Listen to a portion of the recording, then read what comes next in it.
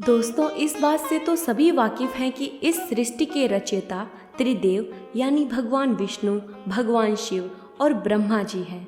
परंतु क्या आप यह बात जानते हैं कि इन त्रिदेवों की उत्पत्ति किस प्रकार से हुई और इन त्रिदेवों की उत्पत्ति से पहले इस ब्रह्मांड में कौन रहता था? और अगर आपको नहीं पता तो इस वीडियो के अंत तक जरूर बने रहिए। तो नमस्कार दोस्तों, और स्वागत है आपका हमारे चैनल में, जिसमें कि आज हम आपको बताने वाले हैं कि ब्रह्मा, विष्णु और भगवान शिव की उत्पत्ति से पहले इस ब्रह्मांड का पालनकर्ता कौन था और किस प्रकार से उन्होंने पूरी सृष्टि को रचाने के लिए इन त्रिदेवों को उत्पन्न किया था। तो करते हैं वीडियो की शुरुआत। दोस्तों, आपने आज तक यही सुना होगा कि ब्रह्मा जी इस सृष्टि के रचयिता और भगवान विष्णु पालनकर्ता और भगवान शिव संहार करता है।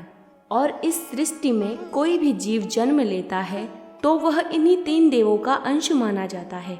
परंतु भले ही इस सृष्टि की रचना इन तीन देवों ने किया हो, परंतु क्या आप जानते हैं कि इन त्रिदेवों को अस्तित्व में लाने वाली स्वयं ब्रह्म शक्ति थी। और ब्रह्म शक्ति की कथा सुनने के पश्चात आपको भी यह यकीन हो जाएगा कि इस संसार में बिना ईश्वर की मर्जी से एक पत्ता भी नहीं हिल सकता। और यहाँ तक कि ब्रह्मा, विष्णु और महेश भी उन्हीं की रचना है।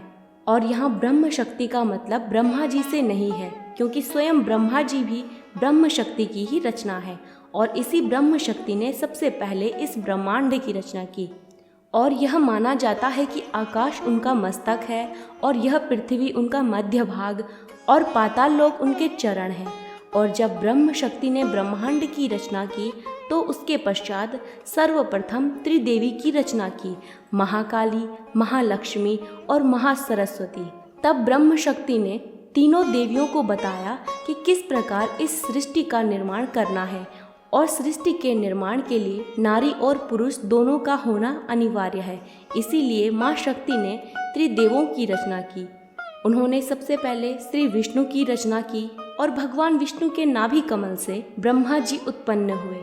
फिर उसके पश्चात ब्रह्म शक्ति ने भगवान शिव को उत्पन्न किया। तब ब्रह्म शक्ति ने त्रिदेवों को बताया कि ब्रह्मा जी इस सृष्टि के रचनाकार रहेंगे और उनके साथ उनकी पत्नी महासरस्वती मिलकर यह कार्य संपन्न करेंगे।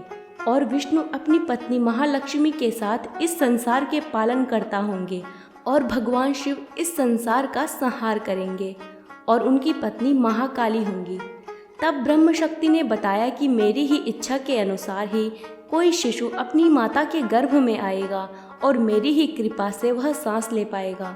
और जब वह इस संसार में आएगा, बाहर की दुनिया देखेगा, तो मैं ही उसे संसार को देखने और समझने की शक्ति दूंगी। तो दोस्तों, अब आप समझ गए होंगे कि त्रिदेव, जिन्हें हम संसार की पहली रचना मानते हैं, उनसे पहले भी इस ब्रह्मांड में ब्रह्म शक्ति थी और उनके ही द्वारा त्रिदेवों की रचना हुई। और महाकाली, महालक्ष्मी और महासरस्वती को भी ब्रह्म शक्ति अर्थात प्रकृति ने ही उत्पन्न किया। दोस्तों, इसीलिए कहा जाता है कि कभी भी प्रकृति के साथ छेड़छाड़ नहीं करना चाहिए। और अगर कहीं भी मनुष्य, जैसे आजकल जंगलों में आग लगाकर प्रकृति के साथ छेड़छाड़ करते हैं, तो उसका खामियाजा फिर मनुष्यों को ही किसी प्राकृतिक आपदा की वजह से भुगतना पड़ता है। तो दोस्तों, आज की जानकारी आपको कैसी लगी हमें कमेंट करके ज़रूर बताएं। साथ ही साथ हमारा चैनल सब्सक्राइब करें और अगर वीडियो अच्छी लगी हो तो ज़्यादा से ज़्यादा शेयर करें। और अगर आप यह वीडियो फेसबुक पर देख रहे हैं तो हमारा फेसबुक पेज लाइक और फॉलो अवश्य करें। धन्यवाद।